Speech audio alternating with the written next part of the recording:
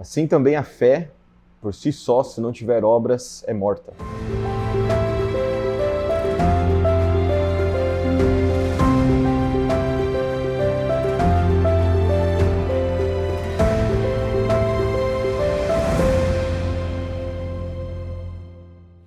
Olá, meu nome é Felipe, eu faço parte aqui da Home Church de Santos e nós estamos numa programação muito especial do 10 dias de oração. E o texto que nós temos hoje é o texto de Tiago 2,17, que fala da relação entre fé e obras.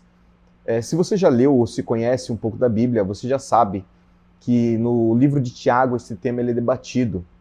Na história da igreja cristã, Martinho Lutero tinha grandes problemas com o livro de Tiago, pois Lutero acreditava que a justificação era somente pela fé.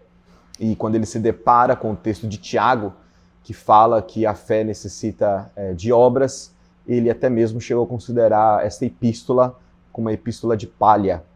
Mas isso decorre de uma divisão que ela não existe, que é a divisão entre fé e obras.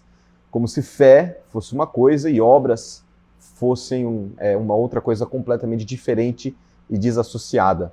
Mas o objetivo de Tiago, quando entendido dentro do seu contexto, é muito claro. Ele quer dizer que uma pessoa que diz acreditar em Deus, mas essa crença não a transforma, não a modifica, essa pessoa está se enganando a si mesma. A pessoa que crê ou diz crer que Deus existe, ela deve viver como de fato ela crê. Ela deve viver como se Deus de fato existisse. E ao longo da Bíblia nós temos alguns exemplos que nos ajudam a entender um pouco mais a relação entre a fé e as obras.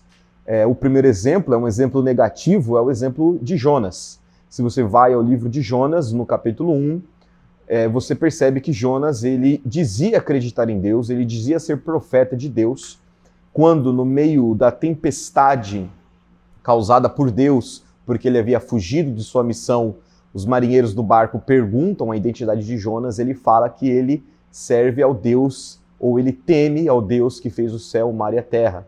Mas se você olha para a história de Jonas, você percebe que as ações dele estão completamente em contradição com a sua crença. Ele crê que Deus é o Criador, mas as suas obras vão na direção contrária.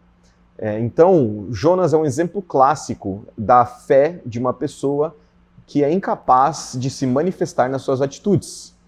Mas se nós vamos ao Antigo Testamento novamente, nós temos outros dois exemplos de pessoas que, através das suas atitudes, das suas obras, demonstraram que, de fato, tinham fé em Deus. A primeira dessas é o caso clássico de Abraão, quando Deus o chama para sacrificar seu filho no Monte Moriá, seu filho Isaque. Abraão, diz a Bíblia, que ele simplesmente foi, que ele simplesmente seguiu a direção e a ordem divina. A fé de Abraão não se manifestou num conjunto de crenças. A fé de Abraão não se manifestou numa fala, mas numa atitude, de ir até o monte indicado por Deus. E o terceiro personagem que nos ajuda a entender a relação entre fé e obras é Raabe. Os espias haviam sido enviados para observar a terra de Jericó, os espias de Israel, e ali encontraram uma mulher chamada Raabe, que conhecia, que havia já conhecimento nela com relação às obras que Deus havia feito, especialmente com relação à história do Êxodo, que havia acontecido há pelo menos uns 40 anos antes do episódio que é narrado no livro de Josué. Raabe, ela fala para os espias a situação da cidade, como a cidade é, e pede para que eles os poupe, a ela e a sua família, da destruição que ela sabe que o Deus de Israel está para causar na cidade de Jericó. Numa atitude de fé, a sua crença se manifesta no fato de que ela acreditava que aquele Deus, que não era o Deus do seu povo, poderia salvá-la, não somente a ela, mas a sua família. Então, quando nós vamos para essas histórias, nós percebemos aquilo que Tiago quer dizer para nós. Não adianta você decorar um conjunto de crenças, não adianta você decorar um credo, não adianta você proclamar esse credo sem que essas crenças, essas doutrinas que você segue, não transformem a sua vida e não se manifestem numa vida de amor ao próximo.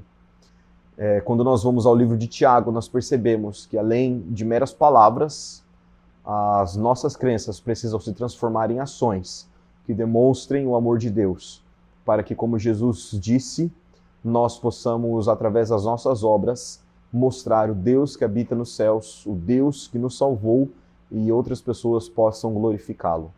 Que você então entenda que mais do que apenas crer, você precisa ter a atitude da crença correta, que se manifesta no amor a Deus através do amor ao próximo. Deus abençoe.